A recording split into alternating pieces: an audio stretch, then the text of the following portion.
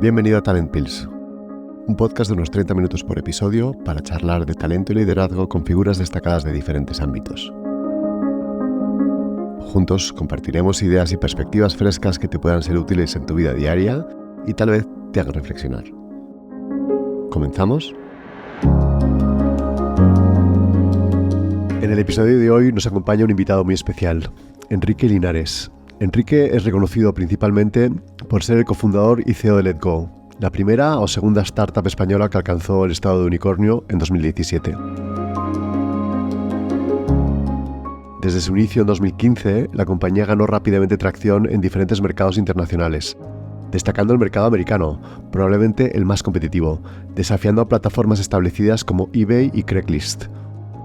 En solo unos meses, la app registró 2 millones de descargas y fue calificada como la segunda app de mayor crecimiento en Estados Unidos. Después de vender Letgo en 2020, Enrique se encontró ante un vacío vital enorme después de una vida profesional llena de logros. La intensidad y las exigencias de su trayectoria anterior le habían dejado poco espacio para explorar otros aspectos de la vida, y ahora, con una agenda menos apretada, necesitaba buscar un nuevo significado vital. Ahora, con una orientación más vocacional, Enrique ha hallado un nuevo propósito en su vida, diversificando su dedicación entre lo académico, como consejero independiente en compañías cotizadas como Pfizer Pharma, y como inversor y mentor en startups. Aprovechando la experiencia de Enrique, en la conversación de hoy me gustaría tratar 2 temas diferentes, pero creo que tremendamente relevantes para muchos de nosotros. Primero, hablaremos de cómo ayudar a una compañía a crecer internacionalmente, que fue el éxito clave de Letgo. Y segundo, me gustaría explorar con Enrique cómo llegó a encontrar un nuevo propósito después de una vida profesional tan exitosa tras la venta de Letgo. Enrique, millones de gracias por estar con nosotros hoy. Nada, encantado. Imagínate, soy súper fan de Talent Pills, así que ser parte me hace mucha ilusión. Y yo soy fan tuyo, o sea que estamos alineados. Te lo agradezco en serio. Oye, no sé cuánta gente conoce Letgo, pero es una historia de éxito. Discusión si sois el primer unicornio español o no, pero estáis ahí. Por el segundo, estamos ahí. Entre Dreams, vosotros. Y entonces yo sí me gustaría que nos cuentes un poco cómo decidiste montar Letgo antes de hablar de los 2 temas que queríamos tratar. Pues mira, Letgo efectivamente no es muy conocido en España y sí en el sector, ¿no? Igual el sector de emprendedor, tecnología, bueno, por tamaño, ¿no? Y porque es una historia de éxito.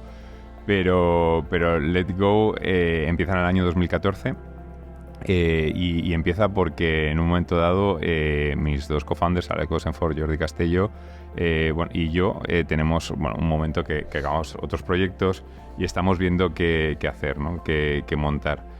Para que te hagas una idea, las apps, o sea, las apps estos de Steve Jobs comunicando al mundo, esto es un iPhone con 3G, estos son las apps, eso es en el 2007, finales de 2007-2008, ¿no? Sí. Entonces estamos hablando 2014, pues son 6 años después. Sí. Y nosotros creíamos que el mundo de las apps todavía había mucho que hacer, que en una pantalla móvil se podían hacer muchas cosas, ¿no? Y que te abrían unas oportunidades que eran únicas, ¿no? Tenías la localización, tenías la cámara integrada, lo llevabas siempre encima, ¿no? Y entonces viendo modelos que tuvieran éxito en ese momento, pues Alec y Jordi venían del mundo de los clasificados y nos dimos cuenta de que hacer una app que fuera solo app te daba unas ventajas que cambiaba desde el punto de vista de usuario completamente la experiencia, ¿no? Era muchísimo más potente, como luego aquí en España se ve muy claro con Wallapop, ¿no? Que hizo lo mismo. Ahí, empezamos Letgo de una forma muy divertida, porque yo vivía en Sao Paulo, Alec vivía en Buenos Aires y Jordi vivía en Singapur, ¿no? Entonces, Es fácil. Sí. El work from home era realmente verdad. Ahí ya pasaba.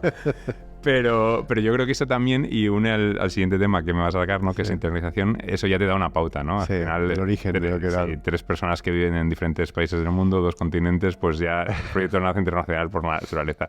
Y además los 3 habíamos ya montado nuestra propia startup en varios países que no eran nuestros. Así, ¿no? Sí. Entonces, se repetía un poco la historia. Total que ahí decidimos que hacer las cosas desde Europa es mucho más fácil. Yo me mudo a Barcelona, montamos el equipo de tecnología, producto y customer care desde ahí y ahí empieza Letgo, que fue un gran éxito en 2 países, principalmente Turquía y en Estados Unidos. ¿Y cómo fue ese proceso? Porque lo que hemos hablado al principio en la intro es una de vuestras grandes éxitos, entre muchas otras, esa capacidad de internacionalización y penetrar el mercado soñado por todos, que es Estados Unidos, ¿no? Sí.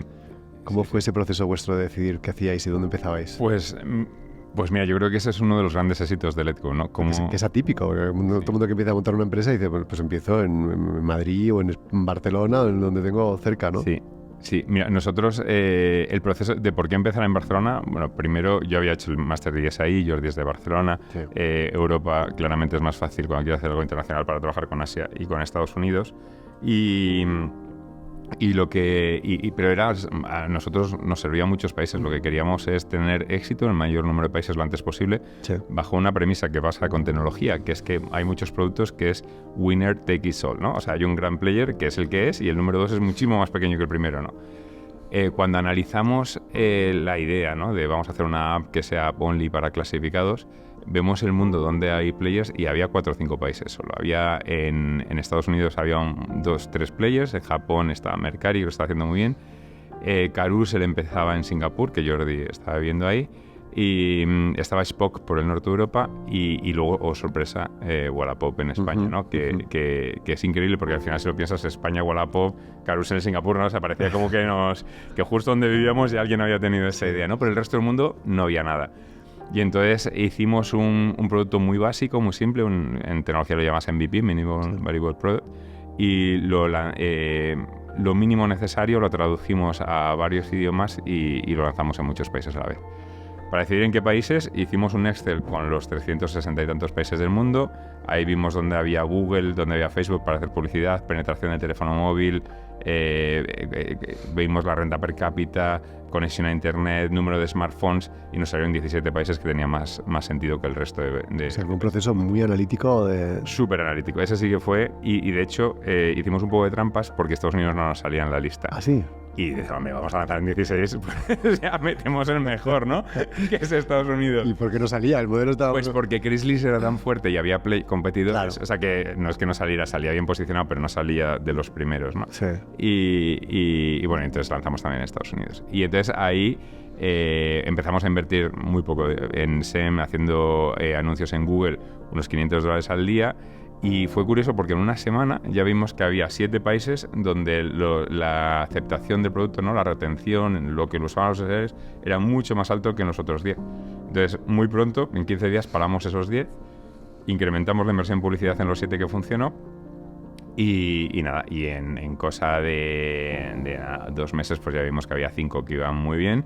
Y ese fue el proceso. Entonces, lo que es normal en el mundo de Internet es yo hago un producto y, o sea, yo tengo un mercado que es España, pues soy español, quiero operar aquí y entonces busco un producto que tenga un product market fit, ¿no? Que haya una demanda para que ese producto cubra una necesidad y haya gente que esté dispuesta a pagar por eso. Pero en vez de eso, nosotros decimos, mira, no. Yo tengo este producto, es el que es, a ver qué países le interesa, ¿no? Y eso es algo que Internet te lo permite, y especialmente cuando haces modelos B2C, ¿no? Que van al consumidor final, que es más fácil. Y eso, pensando hacia atrás, ¿crees que sería relevante para los que nos oyen hoy? ¿Puede ser aplicable a gente? Bueno, para mí es fundamental. O sea, yo ahora soy inversor en varias startups y mentor de algunos emprendedores, y es algo que yo creo es muy importante, ¿no?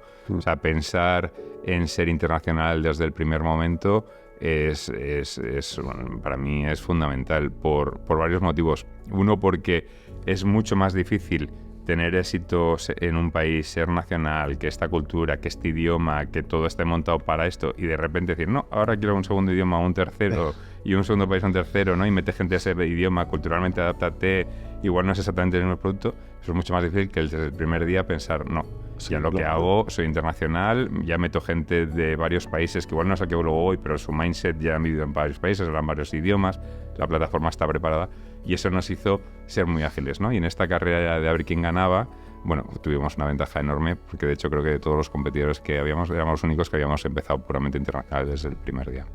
Y entrando en Estados Unidos con Craigslist, como decías, que era el competidor importante. Increíble. ¿Cómo os diferenciabais en algo o era...? Bueno, muchísimo, ¿no? Craigslist tiene una liquidez brutal. O sea, tú pones algo para vender o quieres encontrar algo en Craigslist y lo vas a encontrar, ¿no? Y por eso no había sido disruptivo. O sea, por eso nadie había conseguido quitarle el liderazgo durante 20 años a Craigslist. ¿Qué diferenciaba a Letgo de Craigslist? Bueno, para empezar, Craigslist no tiene una app, entonces el hecho de que la experiencia es muy diferente cuando vas a una web en el móvil que cuando vas a una app. Pero para continuar, nosotros ofrecíamos una serie de ventajas, pues por ejemplo usar tu localización. O sea, tú te metes en Letgo y ves las cosas que la gente ve alrededor, que vende alrededor tuyo, ¿no? Eso generaba algo que llamamos Entertainment Effect, que fue parte de nuestro éxito, ¿no? Con menos productos que un Craigslist a la venta, la gente entraba en Letgo no porque quería comprar una bicicleta o quería comprar una mesa o un coche. Entraba para ver qué venden mis vecinos, ¿no? Y si hay algo que me interesa, pues le doy, ¿no? Lo que se parece mucho más a la experiencia de ir al rastrón. Del rastro, sí, el rastrillo del vecindario. Hubo momentos que la duración media de la sesión de usuario de Letgo era tan grande como en Pinterest, que Pinterest la gente ve para ver fotos de cosas bonitas y está ahí horas y tal, ¿no? Pero era por ese Entertainment Effect, que luego con el tiempo pues lo fuimos evolucionando para que convirtiera más, porque cuando vas a un sitio a divertirte igual nos vas a comprar, pero al principio nos ayudó muchísimo y fue una de las grandes diferencias. Y claro, cuando la gente que nos esté escuchando decía, joder, pero eso tiene una complejidad, como lo planteasteis, tiene una complejidad operativa del comienzo, legal, de equipo. ¿Cómo solucionasteis? Porque ese es el gran... Muchas veces nos viene a ver gente que nos dice, oye, yo tengo éxito en España, ¿cómo empiezo a internacionalizar? Y entonces, ¿qué le preocupa? Talento. Pero fíjate, yo creo que eso, justo el haberlo hecho desde el principio, ¿no? Cuando la startup, ahí estamos bootstrapping, era nuestro dinero. Entonces eso te da una libertad y una agilidad y un punto de locura, ¿no? Que igual no tienes cuando tienes un inversor detrás que hay otras variaciones.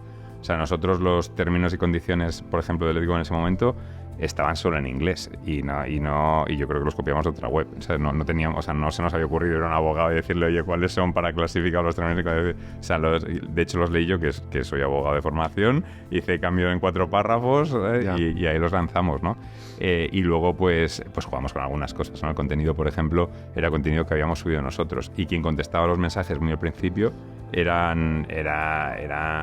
freelance que contrataba internet, que eran los mismos que habían traducido al idioma, ¿no? Con lo que posiblemente la traducción estaba mal. Pero ahí no estábamos pensando tanto en la calidad del producto, que luego para nosotros fue una obsesión, ¿no? O sea, que éramos customer centric total y queríamos que la experiencia fuera lo mejor posible y más rápido poder vender algo y más rápido poder comprar algo y con una satisfacción brutal, y en Trust and Safety nos metimos a saco para que fuera una plataforma muy segura.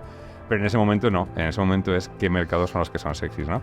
Y yo creo que eso es un aprendizaje muy fuerte, que es que en diferentes momentos de una startup lo que buscas es diferente, ¿no? Si yo en el día 1 me pongo a intentar llegar a la calidad que voy a querer cuando tenga mucho dinero, sea grande, pues no es lo mismo que el día 1 que los estoy probando es Product Market Fit, y ahí lo que tengo que hacer es iterar muy rápido, equivocarme lo menos posible, pero equivocarme y no tener miedo a la equivocación, y sobre todo medirlo todo para reaccionar muy rápido y hacer cambios. Bueno, pues os equivocabais de una manera muy orientada o eficiente desde la perspectiva de inversión. Súper eficiente. Claro, pero cuando ya sabes que te vas a equivocar, no, claro. Está todo preparado para eso, ¿no? Y fíjate, eso es esto a veces me pasa cuando hablo con emprendedores, ¿no? Del tema de la equivocación. Y una de las grandes diferencias ahí también fue que el equipo sabía que nos íbamos a equivocar, no solo nosotros. Entonces no pasa nada porque algo no funcione, ¿no? Y todo el mundo vale, ven, o sea, era la prisa, o sea, pasaba algo si no iterábamos y no lo corregíamos rápido, pero no si nos equivocamos, y lo que queríamos era equivocarnos muy rápido para encontrar el mercado. Para encontrar el foco, sí.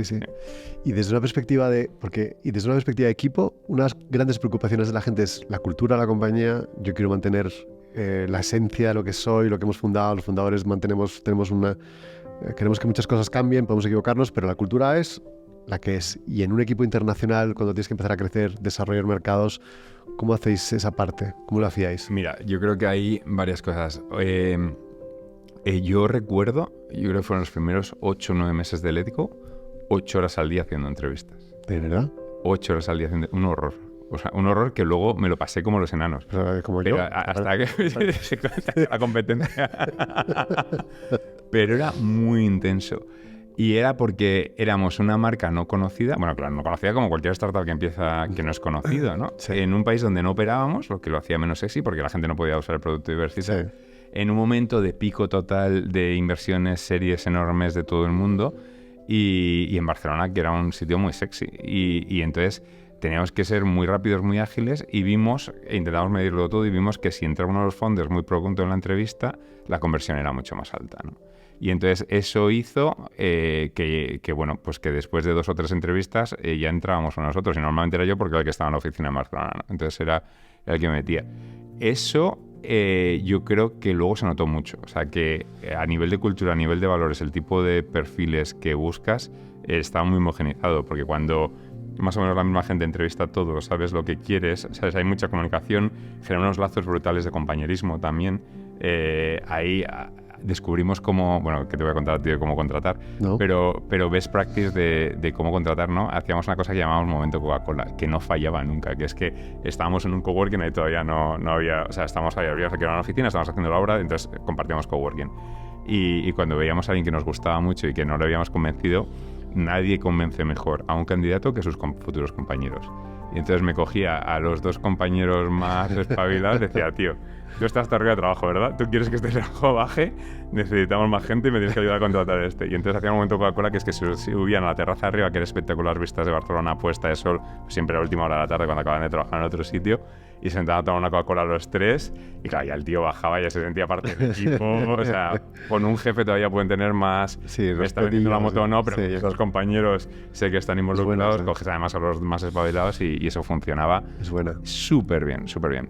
Y me preguntaba sobre la cultura, entonces al final para nosotros era muy importante meter gente internacional muy rápido. Y de hecho, yo me acuerdo que muy pronto tuvimos 17 nacionalidades en Let's Go. Barcelona ayuda porque hay gente de todo el mundo. ¿Los contratabais desde Barcelona? Desde Barcelona. Siempre desde Barcelona, y eran siempre en persona. En aquel momento todo y para que luego se fueran a vivir a Nueva York. Bueno, o para lo que fuera, pues no sabíamos todavía qué mercados iban a ser, ¿no? Pero ser muy internacional desde el primer día, usar el inglés como idioma para todos los mails, para toda la documentación, que la plataforma sea multidioma. O sea, hicimos una serie de cosas que ya te daba un mindset muy abierto. En general, primamos mucha gente que había vivido en más de un país o que hablaba más de un idioma, ¿no? Y eso nos ayudó tanto.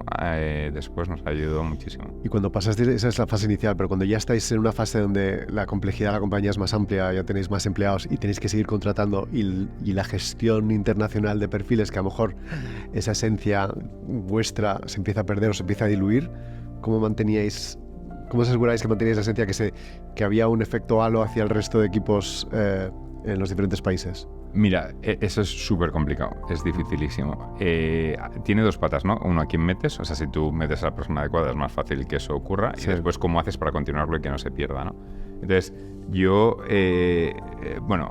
nosotros creemos muchísimo en que la gente que va a estar al mismo nivel que la persona que entra les lee mejor que alguien que va a estar encima. O sea, porque al final cuando va a hacer alguien un trabajo parecido al tuyo, entiendes perfectamente el perfil. Sí. Y nos apoyamos mucho en la selección de equipos y demás. Hacíamos procesos que intentábamos que esperara poco tiempo el candidato, pero luego no íbamos deprisa en el proceso. Si una entrevista duraba 3 horas, duraba 3 horas. O sea, y si le tenía que ver mucha gente, le tenía que ver mucha gente. La mejor experiencia, te llevamos a comer, te pagamos el hotel, estamos aquí, te vienes y te pagamos el fin de semana en Barcelona si quieres, porque posiblemente seas tú, pero nos tomamos muy en serio hacer bien las cosas, el feedback súper en serio. Había un comité de 5 personas después de la entrevista. Si uno decía que no por algo, era que no el candidato, aunque los otros 4 da igual. O sea, bola negra. Sí, bola negra total.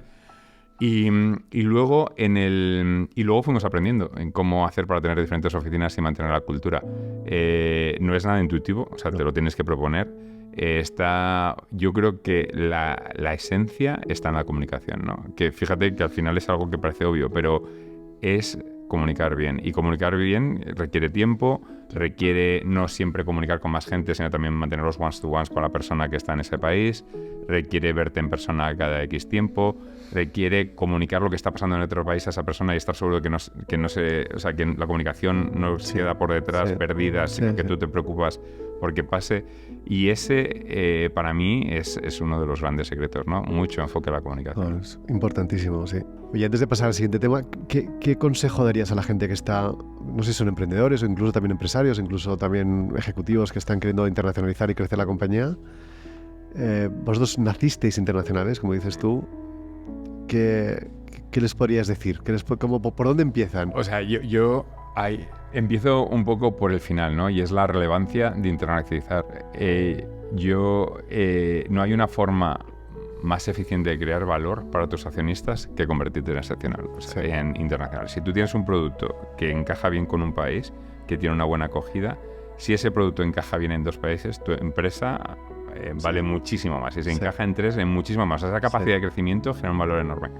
Y no solo a nivel de obvio de género de ingresos, sino que de atractivo, ¿no? O sea, para potenciales compradores de tu empresa, para potenciales inversores que igual no invertirían solo en España, pero en algo que está en el sur de Europa, o que está en Latinoamérica y en España, o que está en Estados Unidos y en España, vas a ser mucho más sexy. Y a nivel de talento, que para nosotros fue un gran cambio, un cambio enorme, ¿no? Nosotros importamos mucho talento de Estados Unidos a Barcelona, y eso fue un cambio radical, ¿no? Eso es, entonces, como beneficios de internacionalizar. Y la segunda parte es, yo creo que si alguien está cuestionando si debe ser internacional o no, quizás ya llega tarde, ¿no? O sea, creo que bueno, porque es un pollo, y entonces como es algo tan complicado, todos lo vamos dejando, ¿no? Y si tiene la duda es que posiblemente va a estar. No, lo tienen claro, imagínate lo tienen claro, pero querían probar el concepto en España y les funciona y decir... Y entonces una vez que lo tienes claro, yo creo que hay que hacer un buen research, o sea, entender bien qué país eliges y por qué lo eliges.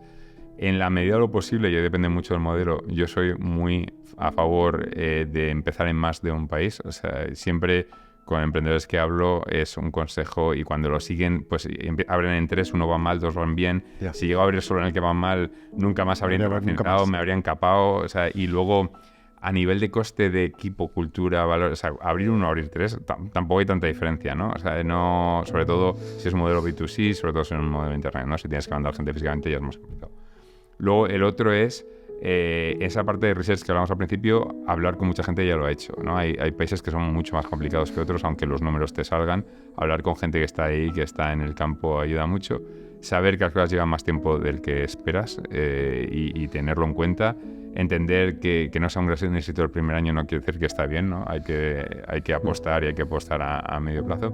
Y luego, yo creo que es muy importante que el decision maker, sea el CEO, sea el jefe de la unidad, tenga presencia ahí. O sea, no vale, hay casos... O sea, yo siempre me mudé. O sea, mi primera startup, que fue en Brasil, me acabé mudando a Sao Paulo. La segunda me mudé a Nueva York, ¿no? Entonces, pero va un poco en personalidades. No me mudé el primer día, me mudé cuando ya hubo algo de tracción, pero cuando no me mudé iba mucho y estaba muy presente y hablaba con todo el mundo y acompañaba en las reuniones de todo, ¿no? Entonces... es muy difícil que te cuenten lo difícil que es un país si no lo ves con tus propios ojos, ¿no? Y eso yo creo que es importante. Luego lo que pasa es que también ha habido tantos casos de fracaso por eso, ¿no? De muchos venture capitals con esa filosofía del winner takes it all, pues que de repente han decidido, oye, tenemos que poner banderas en muchas ciudades, casos españoles conocidos, que porque el venture capital le animaba a que creciera, se pegaron una castaña porque quemaron caja demasiado rápido, ¿no? Y a mí me gusta mucho lo que has dicho de medirlo muy rápido para tomar la decisión rápido de dónde me he equivocado, ¿no? Para evitar esa quemar caja, ¿no? Y desde una perspectiva de equipo, porque desde una perspectiva de equipo, muchas veces, ¿cómo entro? ¿Cómo empiezo? ¿Con un agente? ¿Crees en los agentes? ¿O tengo que contratar ahí? ¿Compro una compañía? ¿La contrato en España para luego exportarla? ¿Qué es lo que...? Pues mira, es que cada industria tiene sus temas, ¿no? O sea, en el caso de Letgo, que es el más reciente, como es un modelo B2C, al final hacías marketing, o sea, y para saber si tenías product market fit o no, te valía, y una vez que ya veías que valía, ya contratabas a alguien. Casi es el modelo más limpio, ¿no? Es el deseable por todos, eso es lo que queremos hacer todos. Luego, mi anterior startup, que hacíamos B2B, lo que buscamos a alguien que nos de ese país que nos ayudara a hacer de puente y que nos ayudara en las primeras reuniones comerciales donde iba yo, pero me acompañaba un brasileño, ¿no? Que es fundamental. Y yo creo que eso funciona muy bien. Es una forma de no invertir mucho dinero, porque contratar a alguien, equivocarte, no equivocarte, ¿no? Da igual el dinero que tengas, te diría, yo siempre primero iría con algún consultor, alguna agencia, alguien que te fíes, un abogado que te abra puertas, o sea, porque te puede salvar mucho tiempo y mucho dinero. Mucho dinero. La equivocación es tremenda, ¿no? Igual tardas un poquito más, pero ahorras mucho y vas con mucha más seguridad y tienes los que pies. Y luego lo otro que te puedo hablar es de Faes Pharma, que es una compañía espectacular y que son auténticos genios internacionalizando, ¿no? Y ahí hacen, bueno, ellos lo que pasa es que van con un producto, ¿no? Un producto que es ganador y un producto que al final tienen que conocer los médicos y las farmacias. Y entonces ahí pues sí que se plantean hacer M&A y es una industria pues más, donde ya se sabe lo que va a pasar, donde todo está muy medido, donde hay mucho alrededor que te ayuda. Y la verdad es que yo creo en los modelos más tradicionales lo que veo es que la inversión es mayor, pero también el porcentaje de éxito creo que es mucho mayor, ¿no? Saben perfectamente lo que van y saben que con un número de comerciales y con una inversión y con un tamaño esto va a pasar. Tardará un poco más, tardará un poco menos, ¿no? Pero es súper efectivo. Faes Pharma es un buen punto de conexión al siguiente tema, que yo creo que es a lo que te dedicas ahora, ¿no? Porque creo que es verdad que tú llegas 2020, éxito brutal, vendes la compañía, y de repente te encuentras con 40 y pocos, ¿no? Diciendo a qué me dedico ahora. O sea, ya realmente pues tienes la suerte que no necesito trabajar para vivir, pero soy muy joven para no trabajar o no dedicarme a hacer cosas en la sociedad, ¿no? Y tienes un periodo de reflexión, entiendo que profunda, ¿no? Y de encontrar tu nuevo propósito, porque como hablamos tú y yo en ese momento, era no voy a dedicarme a trabajar por cuenta ajena, no me veo de empleado, yo tampoco te veía de empleado, pero tampoco me viendo solamente dando clases o volviendo, ¿no? Volviendo a emprender ahora, no te apetecía, ¿no? ¿Cómo fue ese periodo tuyo? O sea, este tema, tú que me conoces, me parece un temazo, porque nadie te prepara. No. Y es increíble, ¿no? Mira que los emprendedores estamos rodeados de coach, rodeados de inversores, rodeados de miembros del consejo, nadie te habla. O sea, te hablan de cómo vender, eso sí que mucha gente y tal, pero de qué pasa el día después de que has vendido, es como ahí te enfrentas tú solo. Y bueno, y hay que tenerlo en contexto, ¿no? Lo has explicado tú muy bien, pero más o menos la historia es, yo empiezo a trabajar en el año 2000, acabo la carrera de Derecho y empiezo a trabajar y ahí quiero ser empresario. Quiero ser empresario porque es lo que has visto en casa, porque es un tema familiar, por personalidad, porque te llama, ¿no? Creo que es demasiado pronto y empiezo a trabajar pues, en diferentes proyectos. Y ese periodo acaba 20 años después para mí. O sea, Let's Go no empezó en el 2014. Let's Go empezó en el año 2000 y es una historia que acaña en el 2020, ¿no? Cuando Let's Go, no lo hemos contado, vendemos Turquía y Let's Go, que es enorme en la costa este, líder claro en la costa este como app de clasificados en Estados Unidos, se fusiona con OfferUp, que es el líder en la costa oeste, y hacemos una joint venture que hoy es un gigante de los clasificados en Estados Unidos, que se llama OfferUp, del que además seguimos siendo accionistas, ¿no? Pero entonces en el 20, pandemia además, un momento complicado, en cuanto puedo me vuelvo para España, me vuelvo a Madrid y te encuentras con 43 años y con una situación económica, pues como tú lo has dicho, ¿no? Que ya pues muy holgada, ya puedes prácticamente no trabajar y pensando en, oye, yo es que toda mi vida, yo lo que quería hacer hace 20 años era montar esta empresa, pero ya he llegado y además no solo es que he llegado, es que seguro que no vuelvo a montar otro unicornio, que no voy a ser CEO y no en Estados Unidos. O sea, que qué reto para un emprendedor que tener éxito en Estados Unidos, ¿no? O sea, no lo hay mayor, ¿no? Sí. Y entonces como check. Y luego te empiezas a dar cuenta de cosas que yo cuando estaba en el no me daba cuenta, ¿no? Yo miro para atrás y, joder, la verdad es que he trabajado un montón. O sea, pero he trabajado más que la mayoría de mis amigos. O sea, es que no he parado de trabajar, ¿no? Y justo ahora esta zanahoria, ¿no? Este trabajo, esto que tenía, empieza un poco como ahí a tambalearse y digo, y yo ahora, entonces, ¿qué voy a hacer? Síndrome del pijama, lo llamamos nosotros. Sí, se llama. Sí, porque te encuentras de repente a las 10 de la mañana y sigues en pijama. Y yo, ¿qué hago en pijama todavía? Pues sí, pues y entonces, y ahí es curioso porque hay patrones que nos pasan a todos, ¿no? Todos los emprendedores el día después de la venta. Hay dos cosas identificadas clarísimas. Una es que nos vamos a hacer un chequeo médico, que eso es curioso porque ves tanto estrés con la venta, tanto estrés como emprendedora. Todos nos han pasado por lumbagos, hernias, canas, o sea, todo pérdida de pelo, tal, de todo el lío. Dice, tío, yo estoy tarado, seguro. Alguna tara física tengo. Entonces, bueno, tengo hijos, tal, voy a ir a hacerme un chequeo del mejor sitio posible y todos, conversación que tengo con muchos emprendedores que han hecho eso y todos nos vamos por ahí sin haberlo comentado. O sea, esto era nuevo para mí. Y luego, eso es un buen nicho de segmento para los que hagan chequeos médicos, ir a por emprendedores. Total, que vayan viendo las noticias y manden un mensaje por LinkedIn. Y luego lo otro que nos pasa, y nos pasa a todos y nadie te lo ha dicho, igual que nadie te ha dicho el médico, es que sentimos un vacío enorme. Que es curioso, o sea, un vacío existencial, ¿no? Con 43 años. Sí. Y es un vacío con el que tienes que lidiar y que cada uno lidia a su forma, ¿no? Yo creo que hay dos patrones ahí. Uno es enseguida ponerte a hacer algo, ¿no? Hay, pues, bueno, que está fenomenal porque hay gente que lo hace muy bien. Pues el perfil emprendedor en serie, el perfil que enseguida se lía con otra cosa. Que bueno, que en el fondo vas alargando lo que has hecho. Oye, eres un tío de éxito, lo sabes hacer bien, cada vez estás más formado, más experiencia, has tenido muchos errores. Es más fácil levantar dinero. Vale que lo hagas bien. Sí. Y luego hay un segundo perfil. Yo, la verdad, eso no me llamaba, un poco por edad, un poco por cansancio, porque fueron muchos años de emprendedor. Y luego hay un segundo perfil que es no, ¿sabes qué? Esto me saca de mi zona de confort, pero cuando estás fuera de tu zona de confort es cuando creces, ¿no? Y yo voy a aprovechar esto para ver cuál es mi siguiente proyecto a 20 años desde hoy, ¿no? Y tengo 43, ahora 46, y entonces, por un proyecto me llevo a los 65. Y entonces, ¿yo qué quiero hacer estos 20 años. Y ahí, de nuevo, busco libros, intento hablar con gente. Digo, prácticamente no hay nada sobre transiciones, es increíble. No. Hay muy poca literatura, hay muy pocos consejos, hay tal, ¿no? Y sin querer, inconscientemente, de verdad que cuando miras para atrás, pues identificas las cosas, se unen los puntos, ¿no? Empiezo a ayudar a gente que tengo alrededor, ayudar a emprendedores que están empezando, a dar clase en el Instituto de Empresa de Emprendimiento por compartir, vocación de compartir mi experiencia con gente que se está formando, ¿no? Empiezo con Endeavor, que a través tuyo además, que me los presentaste, ¿no? Como mentor que no me puede gustar más ni disfrutarlo más, ¿no? Y ahí, pues son como pequeños noviazgos donde empiezas a probar cosas diferentes sin comprometerte porque no sabes a qué te quieres dedicar full time. Y hasta que un día, oye, yo me levanto de la cama y digo, es que quiero trabajar. O sea, pero fue así, o sea, fue de un día para otro. No, no es que poco a poco voy sintiendo, no. Hay un día que te levantas y digo, coño, me encuentro fenomenal, tengo energía, esto hay que hacerlo, ¿no? Y pensando de todos esos noviazgos, todas esas cosas que había probado, que era lo que más me gustaba, sin duda lo que más me gustaba es invertir en emprendedores, apoyarlo. Estaba haciéndolo muy activamente como Business Angel. Soy consejero de 4 startups. En Endeavor ganó el premio al mejor mentor, con lo cual, efectivamente... Semana, que no puedo estar más orgulloso y más contento, sí.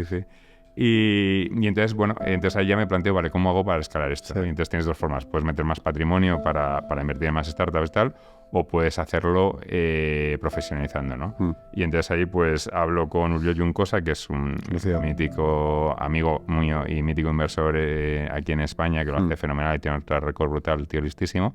Y juntos estamos montando un Venture Capital, ¿no?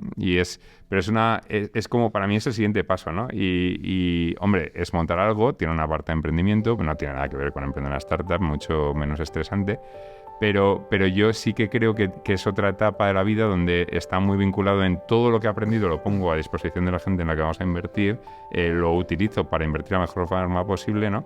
Y tiene una parte un poco de legacy, un poco de vocación, aunque obviamente aquí el objetivo es que esto sea súper rentable y demos mucho dinero a los LPs y hagamos algo enorme, ¿no? Pero tiene las 2 patas y en el momento en el que estoy, para mí es muy importante. Eso que cuentas ahora que parece muy fácil, pero ha sido un tiempo de sufrimiento 2 años, y duro, y muy reflexivo, me contabas, y muy profundo, ¿no? Mucho. La gente que está, porque no solamente son emprendedores de éxito que han llegado a ese punto de inflexión, les pasa también, he conocido ejecutivos también que han llegado antes de lo que querían a un grado de éxito alto y que de repente también no necesitan trabajar para vivir, pero sí siguen siendo jóvenes y con ganas de aportar. O también nos encontramos a gente que está en sus 60, que efectivamente está en un momento dado de transición y que necesitan encontrar su siguiente propósito, y además ellos sí que necesitan trabajar para seguir viviendo, con lo cual encima tiene una complejidad adicional que necesitan el dinero, ¿no?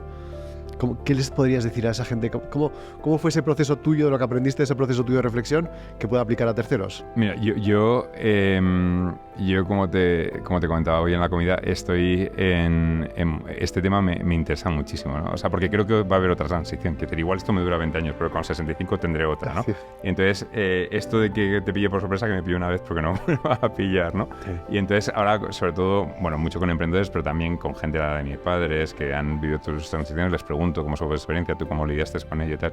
Y fíjate, hay un patrón que es sorprendente y que tampoco nadie ha avisado, que es la vida espiritual. O sea, yo creo que hay un momento, y vida espiritual puede ser muchas cosas, cada uno elige la suya y por qué camino va. Sí. Pero hay un momento donde hay una conexión más grande y es de las cosas que te ayudan realmente a llenar ese vacío, ¿no? Y la segunda cosa que veo en común es estar en contacto con mucha gente. O sea, al final, de una forma inconsciente, como emprendedor no te digo que estás todo el día trabajando, no te relacionas con nadie y estás aislado del mundo y tu mundo es tu mujer, tus hijos y todo el equipo, ¿no? Pero hay un momento donde sin querer, pues oye, siempre te relacionas con la misma gente, ¿no? Laboralmente, personalmente, y yo creo que estas etapas de cambio, estas transiciones, es muy sano un poco tiempo antes empezar a hablar con gente de otros sectores, con gente que igual empezó contigo pero que acabó haciendo otra cosa. Oye, métete en LinkedIn y mira a ver la gente de tu perfil que está en tu empresa, qué hacen ahora, ¿no? Empieza a pensar un poco más en grande porque al final seguro que hay algo para que la siguiente etapa eres la persona adecuada y que tiene todo el sentido. Y en mi caso me costó la vida verlo. O sea, yo cuando a gente de Letgo o amigos les digo, oye, dice que voy a hacer un VC, la respuesta era unánime, te pega todo. Eso lo vas a, de todos los proyectos que me has contado, es el que más te pega, eso lo vas a hacer bien seguro, ¿no? Yo fui el último, de verdad, que fui el último en enterarme, pues porque al final tú obviamente no eres objetivo contigo mismo, estás dentro del bosque y luego además tienes tus prejuicios, ¿no? O sea, yo había sufrido mucho con mis inversores y no quería hacer a nadie sufrir lo que yo había sufrido, ¿no? Entonces, coño, en esta etapa de más vocacional no me voy a dedicar a fastidiar a la gente. Y bueno, pero al final acaba apareciendo y mucho fue un espejo, ¿no? Mucho fue ver lo que hacían otros emprendedores, mucho fue hablar con esa gente que dé feedback y acabó. Que no es nada obvio, ¿eh? Porque hablas de tres cosas que son... A la gente le cuesta entenderlo, pero esa parte primera es la de reflexión espiritual, es la parte de escucharte a ti mismo, escuchar a tu voz interior y realmente conocerte mejor. La segunda es esa parte de salir de tu rueda, ¿no? La famosa rueda de ratón, que cuando sales de la rueda de ratón pero sigues siendo un ratón, o sea que no, tienes que puedes hacer diferente porque solo te has relacionado con lo mismo, ¿no? Con el mismo tipo de perfiles. Y la tercera es lo de escuchar a gente que te quiere. Yo creo que es mucho más importante de lo normal. En ese sentido, si miraras para atrás de lo que hiciste en su momento, habrías hecho algo distinto, porque ahora dices que me preparo, ya no me vuelve a pasar, dices, ¿no?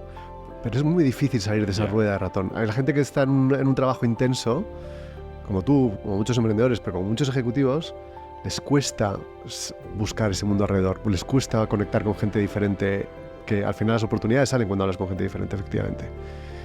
¿Qué has hecho, que has aprendido que te podría...? O sea, yo empiezo diciendo que yo lo hice fatal, o sea, no nadie, no me preparé para nada, sí. No tenía tiempo y además también, que supongo que le pasa a mucha gente, ¿no? Pensar en que había algo después me generaba una sensación increíblemente desagradable, ¿no? De pérdida de... O sea, con todo lo que estoy trabajando, ¿cómo voy a pensar que esto igual se acaba? Esto hay que empujarlo y que siga para adelante, ¿no? O sea, yo creo... mira, ¿sabes lo que pasa? Que es... Mi consejo ahí, o de lo que estoy más orgulloso, es no tomar el camino fácil, ¿no? O sea, es de verdad pensar de qué va la siguiente etapa de tu vida y entender que, hombre, igual que es obvio que yo soy incapaz de trabajar con la energía, la fuerza, el número de las que trabajé de los 20 a los 30 años, la forma que Enrique tiene hoy de aportar más valor a la gente que tiene alrededor, más valor a la empresa, más valor al equipo, más valor o ya a la vida, o menos, o sea, más non-profit, si quieres, haciendo una mentoría o lo que sea. Y yo creo que hay una componente adicional que hablábamos durante la comida, que es ese cambio de mentalidad, ¿no? Que el hecho de seguir siendo, o seguir teniendo impacto en la sociedad, o seguir siendo útil, no necesariamente es por un tema económico, o por un tema de salir en expansión, o por un tema de reconocimiento personal, ¿no? Que puede ser tremendamente útil y sentirte tremendamente lleno ayudando a tu vecindario o ayudando en pequeña escala a muchas cosas, ¿no? O ayudando como asesor a una pyme de una familiar y que... Y sabes que es dificilísimo llegar a eso. O sea, porque eso a ti te lo dice alguien y te lo crees. O sea, te lo crees o no te lo crees, pero bueno, lo escuchas y dices, vale, suena razonable, pero interiorízalo. Interiorizar eso es jodido, es complicadísimo. Pero se interioriza. Y en mi caso, lo que me ayudó a interiorizar eso fue la parte espiritual, que me dio una libertad absoluta. O sea, algo que nos pasa a los emprendedores es que tú acabas pensando que tu empresa eres tú. Sí. O sea, que Enrique y Let Go no hay diferencia. O sea, y eso te da una energía, que es lo único que explica todo lo que dedicas, horas, esfuerzos y lo que haga falta. Pero a la vez es muy nocivo, porque si Let Go no va bien, o porque si yo tengo que vender Let Go, entonces ya no soy Let Go, ¿no? Entonces, oye, que dejo de ser el tío que montó esta empresa que valía tanto, ¿no? Y eso, yo creo que interiorizarlo es fundamental. No, y es durísimo. Muy duro, pero joder, te da una tranquilidad y un estado de paz y una felicidad y enfocas las cosas de forma diferente. O sea, yo creo que va mucho en personalidades también, ¿no? O sea, yo he sido un perfil bajo toda mi vida. Soy feliz siendo un perfil bajo. Ahora me lo estoy currando un poco más porque con el Venture Capital tengo que empezar a tener más presencia. Pero bueno, yo creo que es importante y que esas cosas se notan mucho. O sea, si de verdad lo tienes interiorizado. La desconexión de quién eres como profesional de una compañía versus quién eres de verdad es durísima, es durísima. Y lo he vivido con muchos ejecutivos que conozco que al final han sido responsables importantes en un banco, da igual, en una compañía de telco. La desconexión de @x.com es tremendamente difícil, porque además al día siguiente dejan de llamarte, dejan de mandarte emails. Tu entorno te valora por eso, o sea, porque... Crees que te valoran por eso, pero yo creo que ese es el error. Bueno, o... Se te ha valorado por eso, pero no es necesariamente... Claro. No, luego te valoran por otras cosas, pero tú, como te estás relacionando todo el día con gente con la que trabajas, porque prácticamente solo trabajas, ¿sabes? Sí, es que tienes ese rol, ¿sabes? Sí. Es muy difícil salir de él, pero luego sales y, joder, qué paz. Eso es una maravilla. Ese es un mensaje muy importante. Es Es un proceso duro, pero te da grados de libertad que no has conocido. Es una pasada. Y de honestidad contigo mismo, porque esa plataforma ya deja de existir y eres tú. Eres tú a todos los niveles, para lo bueno y para lo malo. Genial, ¿sabes qué he estado pensando? Porque esto me está pasando, te lo contaba en la comida, que estoy viendo mucha gente similar a ti, no solamente emprendedores, sino ejecutivos que han llegado pronto o que están ya en una fase final de carrera, que deberíamos montar un foro entre este tipo de gente que se apoye y que buscar tu nuevo propósito. Vamos a ayudar a buscar el nuevo propósito a la gente. Bueno, no sé qué decir. Es que es tan difícil. Pero sí, igual funciona. O sea, yo sí creo... Fíjate, un consejo. Me preguntabas consejos, que no soy muy de dar consejos, pero hablar con gente que haya pasado por eso. O sea, no solo hablar con gente que esté fuera. O sea, hablar con gente que haya pasado recientemente. Que haya pasado o que esté pasando porque es duro. Porque es que ya solo saber que lo que te pasa a ti es normal.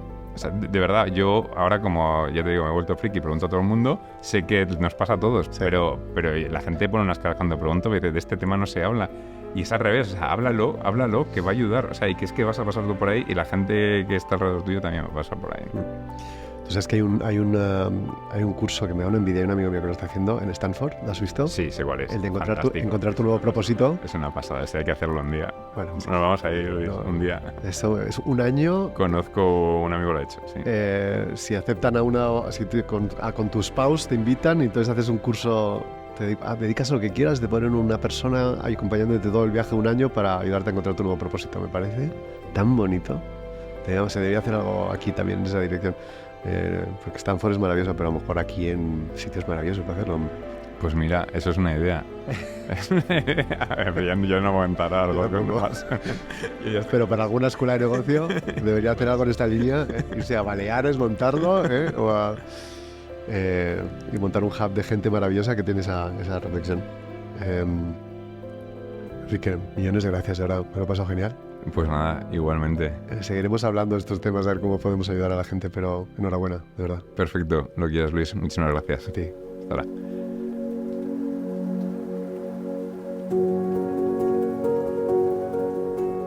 Después de escuchar el episodio, me gustaría que nos quedáramos con algunas reflexiones y algunos de los consejos que nos ha dejado Enrique, que creo que pueden ser muy útiles para todos nosotros. Empezando cómo ayudar a internacionalizar una compañía, que fue la clave de éxito de LetGo, Enrique destaca la importancia de tener una mentalidad internacional desde el principio. En un mundo cada vez más globalizado, pensar en grande y más allá de las fronteras locales puede ser un diferenciador clave para el éxito. También nos habla de la importancia de centrarse en lo que es crucial en cada momento del proyecto, para no dispersarse ni intentar abarcar demasiado desde el principio. En este sentido, nos cuenta la importancia de una iteración y aprendizaje rápidos a través de los errores. En un entorno de innovación, los errores son inevitables y, de hecho, son una parte fundamental del proceso de crecimiento. El equipo debe estar preparado para esto, adoptando una mentalidad que vea los errores no como fracasos, sino como oportunidades para aprender y mejorar. Una de las palancas fundamentales en LetGo fue la selección de su equipo. Para ello, entender la importancia de involucrarse en el proceso de entrevistas, no solo para facilitar el proceso de atracción y selección, sino además para asegurarte de que existe un fit cultural con tu empresa. Introduce el concepto del momento Coca-Cola, donde sus futuros compañeros juegan un papel decisivo en convencer a un candidato, subrayando además la importancia de la experiencia del candidato durante el proceso de selección.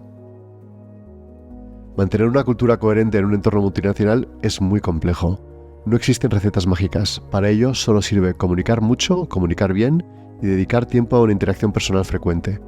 La cultura de una empresa es el pegamento que mantiene unida a la organización, especialmente cuando se expande a través de fronteras y culturas.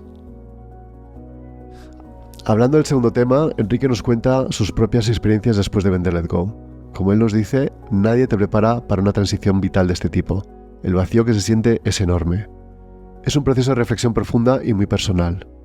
Nos cuenta que en su experiencia, y aunque cada persona es diferente, ha visto patrones comunes entre las personas con las que conversó que tenían la misma sensación de vacío, empezando por una revisión médica y también un periodo de reflexión, muchas veces espiritual. Creo que el mensaje de Enrique es tremendamente válido. En lugar de precipitarte a llenar ese vacío con actividades, tómate el tiempo necesario. En una sociedad que a menudo valora estar ocupado, tomarse un momento para estar en silencio y reflexionar puede ser increíblemente valioso. Para Enrique, 3 fueron los factores fundamentales en la búsqueda de su nuevo propósito.